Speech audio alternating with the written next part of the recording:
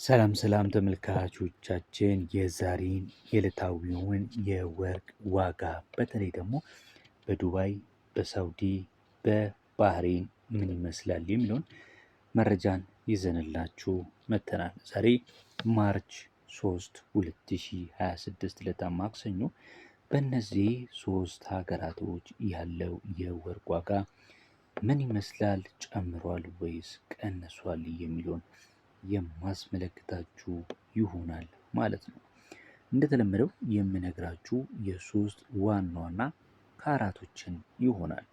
በተለይ የ18፣ የ21፣ የ24 ካራት እጅግ በጣም ወርቅን ስናነሳ ተፈላጊ ከምንላቸው ካራቶች መካከል በጣም በዋናነት የሚጠቀሱ እንደሆኑ ይታወቃሉና በስንት እየተሸጡ እንደሚገኙ የባህሬንን በዲርሃም፣ የሳውዲን በሪያል፣ የባህሬንን ደግሞ እንዲሁ በባህሬን ዲናር የምነግራችሁ ይሆናል።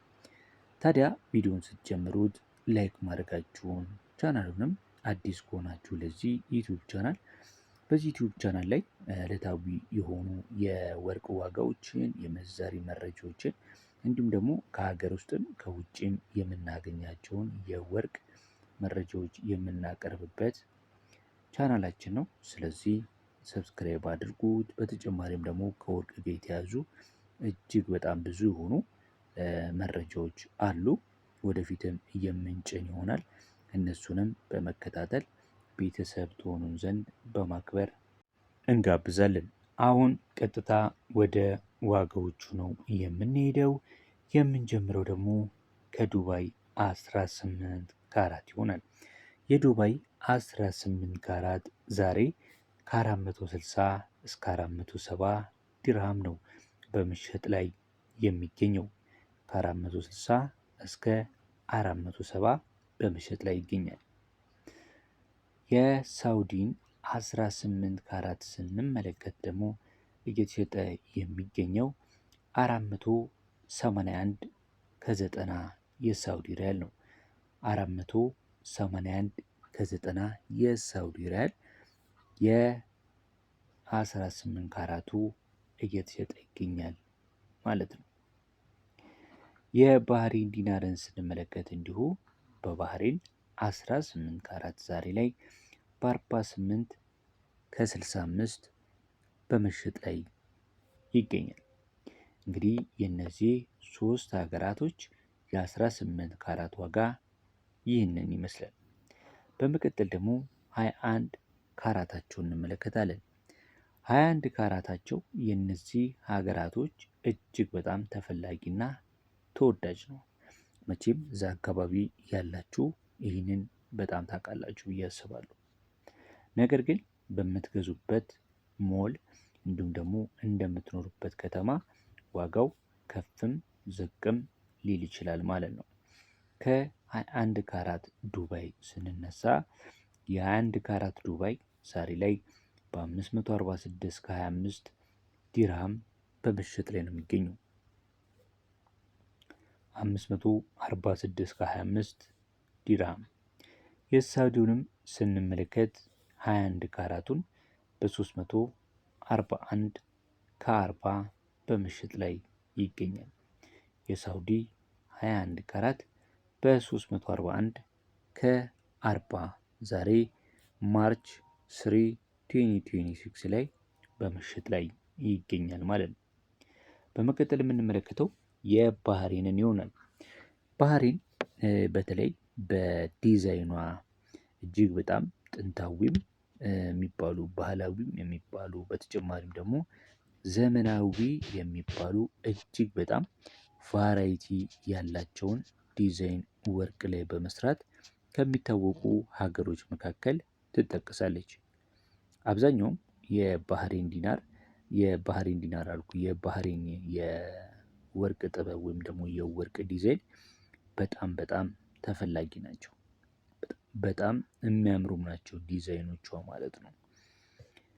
21 ካራቱ በባህሬን በስንት ነው ዛሬ ላይ እየተሸጠ ያለው ካላችሁኝ በ54 ከ70 የባህሬን ዲናር ነው።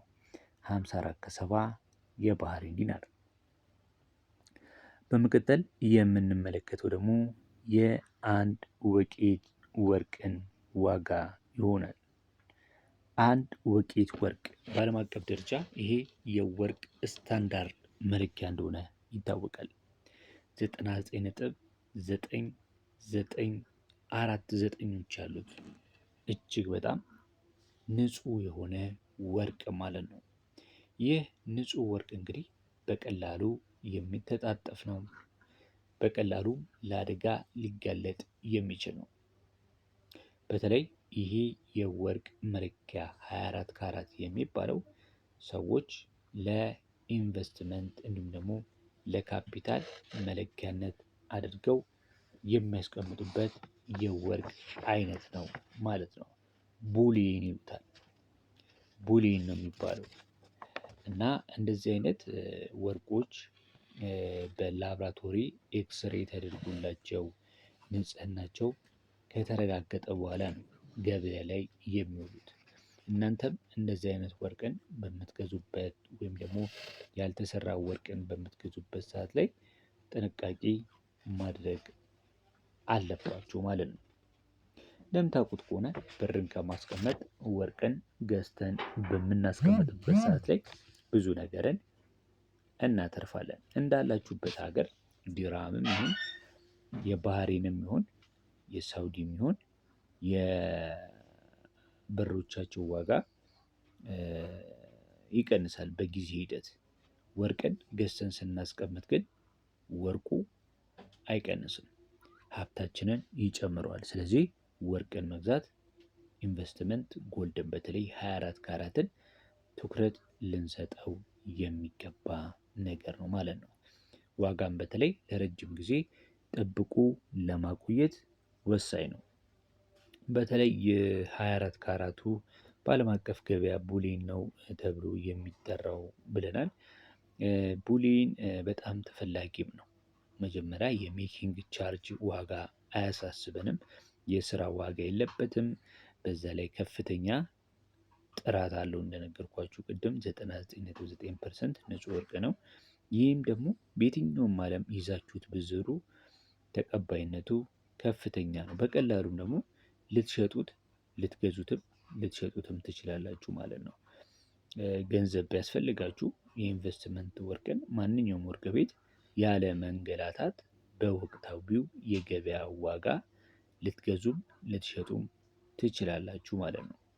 በተለይ 24 ካራትን ወርቅ አማራጭ ካደረጋችሁ እጅግ በጣም ወሳኝ ነው። ዲዛይን የላቸውም። ያንን መረዳት ግን ያስፈልጋል። ዲዛይን የላቸውም። ሙሉ ዋጋቸውን ይዘው ነው የሚሸጡት ማለት ነው። ሙሉ ዋጋቸውን ያስከብራሉ። በተጨማሪም በዓለም አቀፍ ዘንድ ተቀባይነት አላቸው። አሁን ዋጋውን እንመልከት እስቲ። 24 ካራት በዱባይ በስንት ይሸጣል ካላችሁኝ ከ613 እስከ 615 እየተሸጠ ይገኛል። ከ615 እስከ 613 እስከ 615 በዱባይ በመሸጥ ይገኛል። ሳውዲ ላይ 24 ካራቱ ከ638 እስከ 641 የሳውዲ ሪያል ነው የሚሸጠው። ባህሬን ላይ ደግሞ ከ63 እስከ 64 ድረስ እየተሸጠ ይገኛል፣ በባህሬን ዲናር ማለት ነው። እንግዲህ ለዛሬ ያዝንላችሁ የሶስት ካራቱን የሶስት ሀገራቶችን የወርቅ ዋጋ እንደዚያ አቅርበንላችኋል። ከወደዳችሁት ለሌሎች ማጋራት አይረሳ። ቪዲዮን ላይክ ማድረግ አትርሱ። ለቻናሉም አዲስ ከሆናችሁ በወቅታዊ ሁኔታ ወርቅ ዋጋውን በተመለከተ መረጃ እዚህ ቻናል ላይ ይገኛሉ። ቤተሰብ ሁኑ። እናመሰግናለን።